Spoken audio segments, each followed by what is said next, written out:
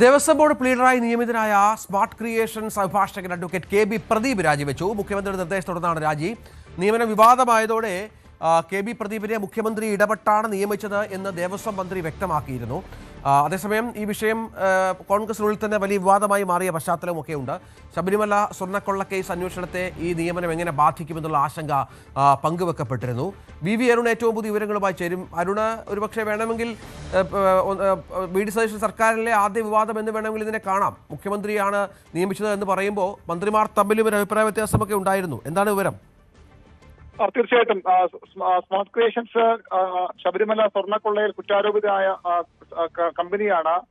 ആ കമ്പനിയുടെ അഭിഭാഷകനെ തന്നെ സർക്കാരിന്റെ ദേവസ്വം ബോർഡിന്റെ ഹൈക്കോടതിയിലെ സ്പെഷ്യൽ ഗവൺമെന്റ് പ്ലീഡറായി നിയമിച്ചതാണ് വലിയ വിവാദമായത്. ഇത് സ്വർണ്ണക്കൊള്ള കേസ് അട്ടിമറിക്കാനുള്ള നീക്കങ്ങളുടെ ഭാഗമാണ് എന്ന തരത്തിലുള്ള വിമർശനം പ്രതിപക്ഷത്ത് നിന്ന് ഉയർന്നു വന്നു. ഇന്നലെ ദേവസ്വം മന്ത്രി പ്രതികരിച്ചത് രണ്ട് നിലപാട് അദ്ദേഹം പറഞ്ഞു. ഒന്ന്, മുഖ്യമന്ത്രിയാണ് നിയമിച്ചത്, നേരിട്ട് നിയമനമാണ്, എനിക്കതിൽ പങ്കില്ല. അതോടുകൂടി വി.ഡി. സതീശന്റെ മേൽ അതിന്റെ പഴി ചാരപ്പെടുകയായിരുന്നു. മറ്റൊന്ന് അദ്ദേഹം പറഞ്ഞത്, എതിർസ്ഥാനത്തുള്ള ആളുകൾ നമുക്കൊപ്പം വരുന്നത് കേസിനെ സഹായിക്കില്ല എന്നൊരു വിചിത്രവാദം കൂടി മുരളീധരൻ മുന്നോട്ട് വച്ചിരുന്നു. ഇത് വലിയ വിവാദമായി തിരിച്ചറിഞ്ഞാണ് ഇന്ന് മുഖ്യമന്ത്രിയുടെ ഇടപെടൽ.